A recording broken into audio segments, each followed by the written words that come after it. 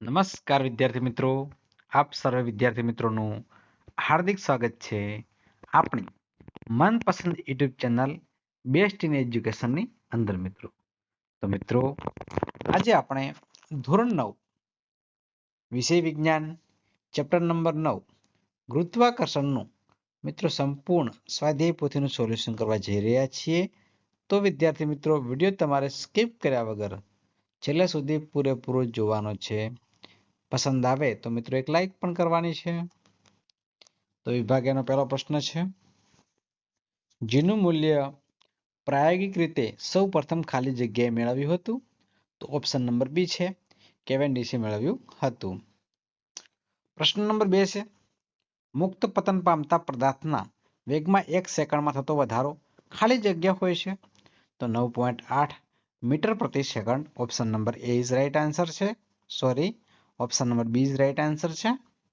પ્રશ્ન નંબર 3 છે, જે ગ્રહનું દળ અને ત્રિજ્યા પૃથ્વીના દળ અને ત્રિજ્યા કરતાં બમણું હોય તે ગ્રહ પર ગુરુત્વ પ્રવેગનું મૂલ્ય કેટલું હશે?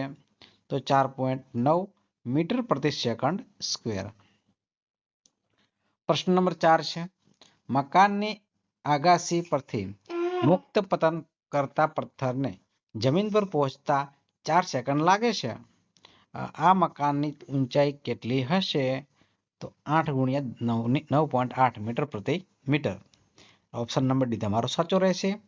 પ્રશ્ન નંબર 5 છે, દડાને ઉધ્વ દિશામાં ફેંકતા તે 4.2 મીટર જેટલી મહત્તમ ઊંચાઈ પ્રાપ્ત કરે છે. તો આ દડાનો ખાલી પ્રારંભિક વેગ કેટલો હશે? તો મિત્રો 12 મીટર પ્રતિ સેકન્ડ. પ્રશ્ન નંબર 6 છે, 1 કિલોગ્રામ દળ ધરાવતો પદાર્થ મુક્ત પતન કરે છે. તો ટી બરાબર 3 સેકન્ડના અંતે તેનો વેગ 29.4 મીટર પ્રતિ સેકન્ડ છે. તો ટી બરાબર 4 સેકન્ડના અંતે તેનો વેગ કેટલો હશે? તો પ્રશ્ન નંબર ઓપ્શન સી છે મિત્રો, 39.2 મીટર પ્રતિ સેકન્ડ. અત્યારે મિત્રો પ્રશ્ન નંબર 7 તરફ આપણે આગળ વધીશું. આ નંબર 7 છે, જે પદાર્થો વચ્ચેનું અંતર અડધું કરવામાં આવે તો તેમની વચ્ચે લાગતા ગુરુત્વાકર્ષણ બળના મૂલ્યમાં શું ફેર પડશે? તો મિત્રો 4 ગણું થશે. ઓપ્શન નંબર ડી સાચો રહેશે. પ્રશ્ન નંબર 8 છે, પૃથ્વીના ગુરુત્વ પ્રવેગનું મૂલ્ય ખાલી જગ્યા તો વિષુવવૃત્ત પર ઓછું હોય છે. કયો આવશે? ઓપ્શન નંબર એ સી આવશે. ઓપ્શન નંબર સી છે, વિષુવવૃત્ત પર ઓછું હોય છે.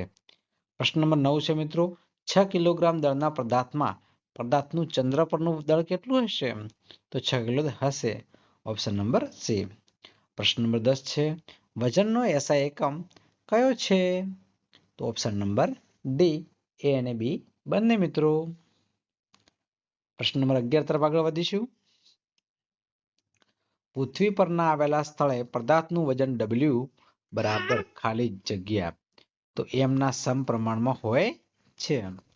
પ્રશ્ન નંબર 12 છે, પૃથ્વી પર 30 ન્યૂટન વજન ધરાવતા પદાર્થનું ચંદ્ર પર વજન કેટલું હશે? તો 5 ન્યૂટન હશે. પ્રશ્ન નંબર 13 છે, પૃથ્વી પર લાગતો ધક્કો એટલે પૃથ્વીની સપાટીને લંબ રૂપે લાગતું બળ છે. પ્રશ્ન નંબર 14 છે, દબાણનો એસઆઈ એકમ ખાલી જગ્યા છે. તો મિત્રો શું આવશે? Newton metre square. અને મિત્રો પીએ પાસ્કલ આવશે. ઓપ્શન નંબર ડી સાચો જવાબ છે. પ્રશ્ન નંબર 15 છે, તરલમાં કોઈ પદાર્થ પર લાગતા ઉત્પ્લાવક બળનું મૂલ્ય ખાલી જગ્યા પર આધાર રાખે છે અથવા આધારિત છે. તો તરલની ઘનતા પર આધારિત છે. પ્રશ્ન નંબર 16 છે, પ્રવાહીની ઘનતા માપવા માટે વપરાતા સાધનનું નામ ખાલી જગ્યા છે. તો hydrometer. Option number C is right answer છે. પ્રશ્ન નંબર 17 છે, દૂધના નમૂનાની શુદ્ધતા માપવા માટે વપરાતા સાધનનું નામ ખાલી જગ્યા છે. તો શું આવશે? લેક્ટોમીટર. Option number D. ત્યારે મિત્રો ખરા ખોટા છે મિત્રો તમારે અચૂક જોઈ લેવાના છે. ત્યારે પ્રશ્ન નંબર 22 ખાલી જગ્યા પૂરું. ગુરુત્વાકર્ષણના સાર્વત્રિક નિયમનું ગાણિતિક સ્વરૂપ F બરાબર G m1 m2 upon d square. પ્રશ્ન નંબર 23 છે, ચંદ્ર પર ગુરુત્વ પ્રવેગનું મૂલ્ય ખાલી જગ્યા છે મીટર પ્રતિ સેકન્ડ સ્ક્વેર. પ્રશ્ન નંબર 24 છે, પૃથ્વી પર 98 ન્યૂટન વજન ધરાવતા પદાર્થનું દળ ખાલી જગ્યા કિલો છે. તો કેટલું આવશે? 10 કિલો છે. પ્રશ્ન નંબર 25 છે 2m² ક્ષેત્રફળ ધરાવતી સપાટી પર લંબરૂપે 100 ન્યૂટન બળ લગાડવામાં આવે તેના પર લાગતું દબાણ ખાલી જગ્યા ન્યૂટન મીટર સ્ક્વેર હશે. તો કેટલું આવશે? 50 આવશે. પ્રશ્ન નંબર 26 છે સ્ટીલના એક નક્કર લંબઘનનું દળ 156 ગ્રામ અને કદ 20 સેન્ટીમીટર નો ઘન છે. તો તેની ઘનતા ખાલી જગ્યા g સેન્ટીમીટર નો ઘન છે. તો કેટલી આવશે? 7.8. ત્યારબાદ મિત્રો પ્રશ્ન 27 પરીક્ષા માટે મોસ્ટ ઇમ્પોર્ટન્ટ છે. ગુરુત્વાકર્ષણનો સાર્વત્રિક નિયમ જણાવો. વિશ્વનો પ્રત્યેક પદાર્થ બીજા પદાર્થને પોતાની તરફ આકર્ષે છે. બે પદાર્થો વચ્ચેના આ આકર્ષણની બળ તેના દળના ગુણાકારના સમપ્રમાણમાં અને તેમની વચ્ચેના વ્યસ્ત પ્રમાણમાં હોય છે. 28મો પ્રશ્ન મિત્રો પૃથ્વી તથા તેની સપાટી પર રાખેલ કોઈ પદાર્થ વચ્ચે લાગતા ગુરુત્વાકર્ષણનું મૂલ્ય શોધવા માટેનું સૂત્ર જણાવો. તો F = G ma/m/r². મુક્ત પતનને તમે શું અર્થઘટન કરશો? તો જ્યારે કોઈ પદાર્થ કોઈપણ પદાર્થના બાહ્ય બળ આપ્યા સિવાય અમુક ઊંચાઈએથી મુક્ત કરવામાં આવે ત્યારે તે પદાર્થ માત્ર પૃથ્વીના ગુરુત્વાકર્ષણ બળની અસર હેઠળ સુરેખ પથ પર નીચે તરફ ગતિ કરે છે. પ્રશ્ન નંબર 30 છે ગુરુત્વીય પ્રવેગનું તમે શું અર્થઘટન કરશો? તો પદાર્થ પર લાગતા પૃથ્વીના ગુરુત્વાકર્ષણ બળને લીધે તેમાં ઉદ્ભવતા પ્રવેગને ગુરુત્વીય પ્રવેગ કહેવામાં આવે છે. ઉત્પ્લાવક બળનું તમે શું અર્થઘટન કરશો? જ્યારે કોઈ પદાર્થની આપેલ પ્રવાહીમાં અંશતઃ કે સંપૂર્ણપણે ડૂબાડવામાં આવે છે ત્યારે પ્રવાહી દ્વારા પદાર્થ પર ઉધ્વ દિશામાં બળ લાગે છે જેને ઉત્પ્લાવક બળ કહેવામાં આવે છે. પ્રશ્ન નંબર 32 છે પૃથ્વીની સપાટી પર સ્થિર પડેલા 1 કિલોગ્રામ દળ ધરાવતા પદાર્થ પર લાગતું ગુરુત્વાકર્ષણ બળ કેટલું હશે? તો 9.8 ન્યૂટન હશે. તમે ઢીલી રેતી પર સૂતા હોય તે સ્થિતિ કરતા ઊભા હોય ત્યારે રેતી પર ધક્કાની શું અસર લાગે છે? કેમ? અને કારણ કે ધક્કાની અસરના આધાર કે કેટલા ક્ષેત્રફળ પર લાગે છે તેના પર હોય છે. જેમ ક્ષેત્રફળ ઓછું એમ ધક્કાની અસર વધારે હોય છે. મિત્રો ત્યારબાદ આપણે જોડકા જોડવાના છે. પદાર્થ પર પ્રવાહી વડે લાગતું ઉત્પ્લાવક બળ તો પદાર્થ વડે વિસ્થાપિત થયેલ પ્રવાહીનું વજન. નંબર 2 છે પ્રવાહીની અંદર પદાર્થનું વજન. તેની અંદર છે પદાર્થ વડે વિસ્થાપિત થયેલ પ્રવાહીનું વજન.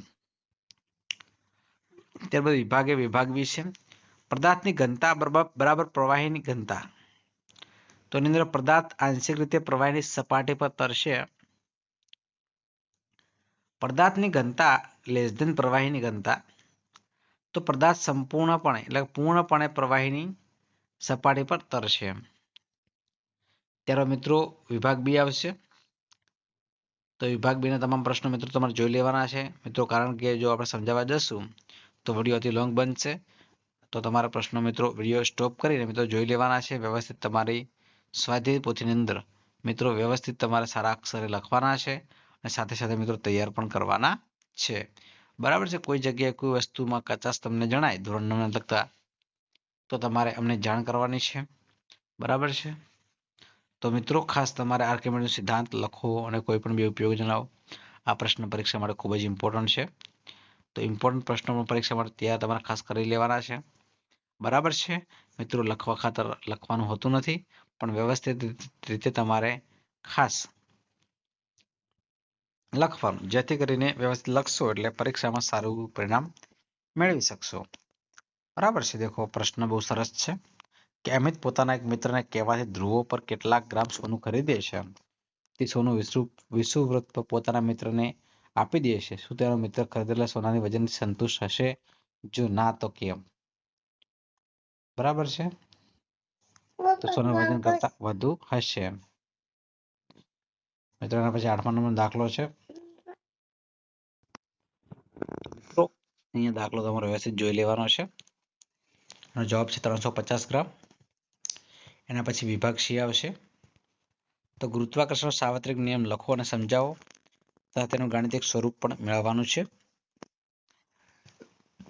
બરાબર છે. આ પણ પરીક્ષા માટે 100% પૂછાયેલો પ્રશ્ન છે. અચૂક તમારે જોઈ લેવાનો છે. પ્રશ્ન નંબર 2 છે, આ સૂત્ર તારવવાનો પ્રશ્ન છે. ત્યારબાદ મિત્રો પ્રશ્ન નંબર 3 ને 3 પ્રશ્નો આપ્યા છે. પણ 3ની ગણતરી આપણે કરેલી જ છે, જે તમારે મિત્રો જોઈ લેવાની છે. નંબર 4,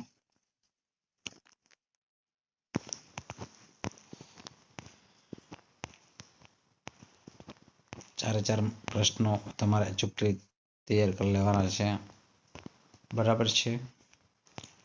પ્રશ્ન 5 છે, દાખલાઓ ખાસ મિત્રો કરવાના. ઉર્ધ્વ દિશાવાળો દાખલો પણ પરીક્ષા માટે ઘણી વખત પૂછાયેલો જોવા મળ્યો છે. બરાબર છે. તો અચૂક તમારે તૈયાર કરી નાખવાનો છે. બરાબર છે. તો દાખલો પણ તમારે અચૂક તૈયાર કરી દેવાનો. કેસ સ્ટડી આધારિત પ્રશ્ન છે. વિદ્યાર્થી મિત્રો, તમને અમારો વિડીયો પસંદ આવતો હોય તો વિડીયોને અચૂક લાઈક કરજો.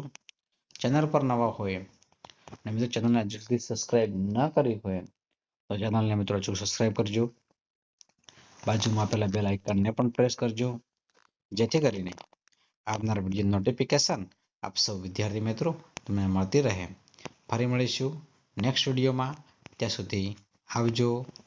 જય હિન્દ, જય ભારત, જય માતાજી.